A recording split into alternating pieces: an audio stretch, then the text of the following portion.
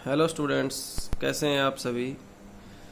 +1 economics का जो statics का पार्ट है उसके अंदर अपना टॉपिक चल रहा था presentation of data, textual and tabular presentation. तो इसके अंदर जो हमने टेबल का स्टडी किया था कि टेबल को कैसे हम कंस्ट्रक्ट करते हैं, कैसे टेबल को करते हैं, तो उसके अंदर guideline for the construction of A table, एक तालिका बनाने के लिए, तालिका के निर्माण के लिए जो गाइडलाइंस है कैसे तैयार करना है, या features of a good table, एक अच्छी तालिका जो है उसके अंदर कौन कौन सी बातें होनी चाहिए वो हम डिस्कस करेंगे यहाँ पर। ठीक है स्टूडेंट्स, तो इसके अंदर कुछ 15-20 बातें हैं वो आपने ध्यान रखना है। कोई भी तालिका, कभी भी आप कोई टेबल तैयार करते हैं ना, उसके अंदर क्या पार्ट्स होते हैं, कैसे वहाँ लिखते हैं पार्ट्स के अंदर, रो वगैरह, कॉलम वगैरह, टेबल वगैरह, उस टेबल के अंदर कैसे पार्ट्स हम बनाते हैं, ये सारी चीज़ें यहाँ मिलेंगी। तो सबसे पहला पॉइंट है title as compatible with the objective of the study, कि उसका टाइटल है ना वो बिल्कुल उचित होना चाहिए जो हमारा अध्ययन है उसके उद्देश्य के अनुसार। कि title of A table must be provided eight the top centre of the table, कि जो तालिका है उसके बिल्कुल ऊपर, सेंटर में, बीच में, केंद्र में। It must be compatible with the objective of the study, ये अध्ययन का जो उद्देश्य है उससे संबंधित भी होना चाहिए, उचित मिलान भी करना चाहिए। कंपैरिजन, तुलनात्मकता। It should be kept in mind, ये दिमाग में रखना चाहिए दैट आइटम्स या जो सेल्स हैं हमारे, which are to be compared with each other, एक दूसरे तुलनात्मक भी हो, आर प्लेस्ड इन कॉलम्स और रोज क्लोज टू ईच अदर, एक दूसरे के नज़दीक जो रो के अंदर हैं वो संबंधित भी हों। This facilitate comparisons. Special emphasis, विशेष बल देना, किसके ऊपर? Some items in the table में नीड स्पेशल एम्फेसिस, कुछ किसी के ऊपर कुछ आइटम ऐसे होते हैं, कुछ मदें ऐसी होती हैं जिनके ऊपर विशेष बल दिया जाता है। Such item should be placed in the head row, ठीक है, जो पंक्तियों का हेड है ना रो का, वहां पर, ये मतलब टॉप अबोव, और हेड कॉलम्स। मोर एवर, जबकि such item should be presented in bold figure, जहां तक पॉसिबल हो इनको, इन आइटम्स को क्या करना चाहिए स्टूडेंट्स, बोल्ड फिगर के अंदर। किसके अंदर? उनका जो फिगर है ना बोल्ड, मतलब थोड़ा गहरा होना चाहिए वो।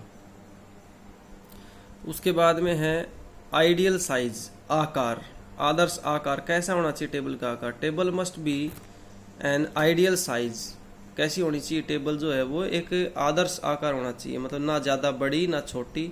To determine an ideal size of table a rough draft और स्केच मस्ट बी ड्रान। कहने का मतलब कोई भी आपने कभी फेयर काम करना है ना, उसको पहले आप रफ में उतारिए।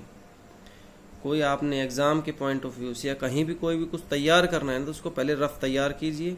रफ यदि तैयार हो जाता है फिर उसको आप तैयार कीजिए फेयर के अंदर। Rough draft will give an idea, क्योंकि रफ तैयार करने से एक आइडिया मिल जाता है कि यहाँ ये होगा, यहाँ ये होगा। ठीक है।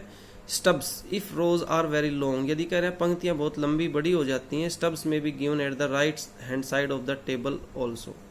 देखिए स्टब्स कौन से, ये रहे, ठीक है, रो हेडिंग है, फिर और स्टब एंट्रीज, ये स्टब एंट्री के ये टेबल का आकार है कहने का मतलब, इसलिए मैंने इसको बीच में एक बार दिखा दिया है फॉर्मेट को।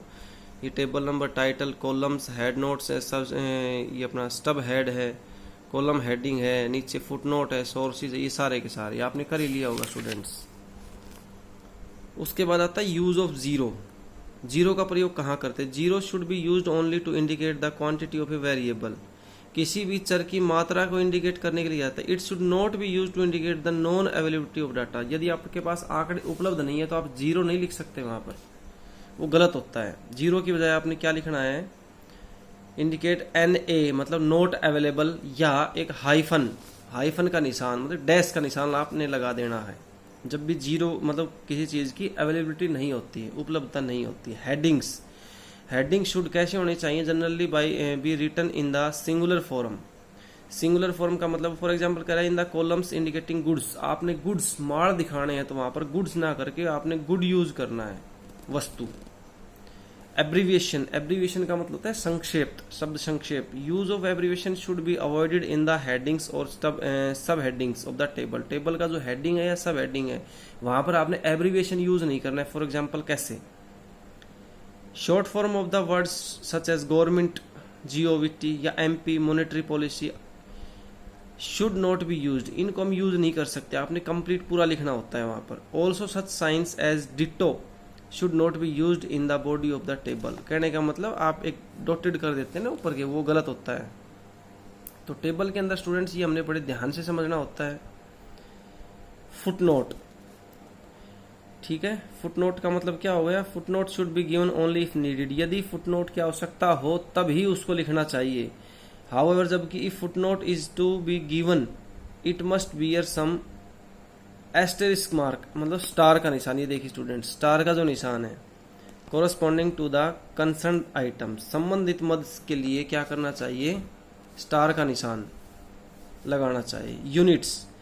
Units used must be specified above the columns, जो इकाइयां हैं used must be specified above the columns if figures are very large. कह रहा है कि यदि डाटा बहुत बड़े हैं, जो आंकड़े हैं ना, फिगर्स हैं, तो यूनिट्स में be noted in the short form as 000 hectare और 000 टन्स। मतलब जैसे नहीं होता है भाई 1 लाख लिखना है तो आपने ऊपर 000 लगा दिया, नीचे आप 100, फिर 160, फिर 120, 540 ऐसे लिख देंगे। इसका मतलब ऊपर 0 का मतलब क्या है?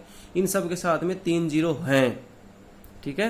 आपने 160 लिख दिया, 3 0 बन गई, तो कितने बन गए वो? 1,60,000 बन गए वो। कहने का मतलब ये कॉमन सेंस की बात हो जाती है। टोटल इन द टेबल, सब टोटल ऑफ द आइटम। उसके बाद में है percentage and ratios. Percentage figures should be provided in the table, जो प्रतिशत के आंकड़े हैं उनको भी प्रोवाइड करना चाहिए टेबल के अंदर, इफ पॉसिबल, यदि संभव हो तो। This makes the data more informative, ज्यादा सूचनात्मक असरदार होते हैं ये। Extent of approximation, if some approximate figures have been used in the table the extent of approximation must be noted. जो अप्रोक्स का मतलब होता है लगभग, जिसे हम बोलते हैं, ठीक है। जैसे पॉइंट्स के बाद आ जाए तो हम उसको कंप्लीट मान लेते हैं। तो दिस में be indicated at the top of the table as a part of head note और at the foot of the table as a foot note, या तो बिल्कुल टॉप के ऊपर या फुट नोट के रूप में उसको हमने दिखाना होता है। Source of data, source of data मतलब जो आंकड़े हैं इनका स्रोत क्या है, कहां से लिए गए हैं ये। Must be noted in the eight the foot of the table, नीचे हम देखो, आपने कोई टेबल बुक के अंदर कभी देखी होगी, कोई डाटा दिए होते हैं, नीचे होता है उसके अंदर की सोर्सेज कहाँ से लिया गया है, ये किसी सर्वे से लिया गया है, किसी गवर्नमेंट डिपार्टमेंट से अडॉप्ट किया गया है, कैसे लिया गया है ये। It is generally noted next to the footnote. Size of column, size of the column must be uniform and symmetrical. जो कॉलम का साइज होता है ना वो यूनिफॉर्म मतलब एक रूप, एक से होने चाहिए, कहने का मतलब एक बराबर होने चाहिए वो, ठीक है। सिमेट्रिकल, एक समान होने चाहिए वो।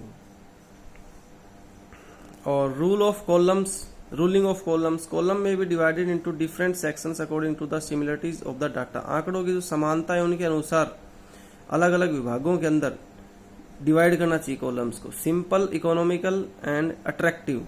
ए table must be simple, attractive and economical in space. आकार के अंदर वो उसके अंदर सारी खूबियां होनी चाहिए, वो साधारण होनी चाहिए, आकर्षित होनी चाहिए और कम खर्चीली होनी चाहिए, मतलब कम खर्चीली। उसके बाद आता है काइंड्स ऑफ टेबल। एक थोड़ा सा 1 मिनट के अंदर ये देख लेते हैं एक बार काइंड्स ऑफ टेबल। इनका एक्सप्लेनेशन नेक्स्ट टॉपिक में करेंगे, हम नेक्स्ट लेक्चर में करेंगे। तो देखिए कैसे कैसे हैं स्टूडेंट्स ये। अकॉर्डिंग टू पर्पज, पर्पज के हिसाब से होता है जनरल पर्पज और स्पेशल पर्पज। एक तो सामान्य उद्देश्य हो या विशेष उद्देश्य वाली। According to originality, original table और ड्राइव टेबल, ठीक है। एक तो ओरिजिनल टेबल हो, एक derived. According to the construction, simple और वन वे टेबल या कॉम्प्लेक्स। सिंपल या वन वे का मतलब एक प्रकार की हो गई, कॉम्प्लेक्स का मतलब 2 वे, ट्रिपल, मैनीफोल्ड, ठीक है। डबल हो गई, 3 गुना हो गई या बहुगुणा हो गई, बहुगुणी हो गई। तो इस प्रकार से इनका एक्सप्लेनेशन नेक्स्ट लेक्चर में करेंगे, ठीक है स्टूडेंट्स। एक टेबल का आपने ये अपने जो मैंने इससे लास्ट लेक्चर में करवाया था, इसके जो अपना टेबल आपने तैयार करनी है उसके ये पॉइंट्स है, फीचर्स है टेबल के अंदर, क्या क्या खूबियां होनी चाहिए, क्या क्या विशेषताएं होनी चाहिए। Thank you students.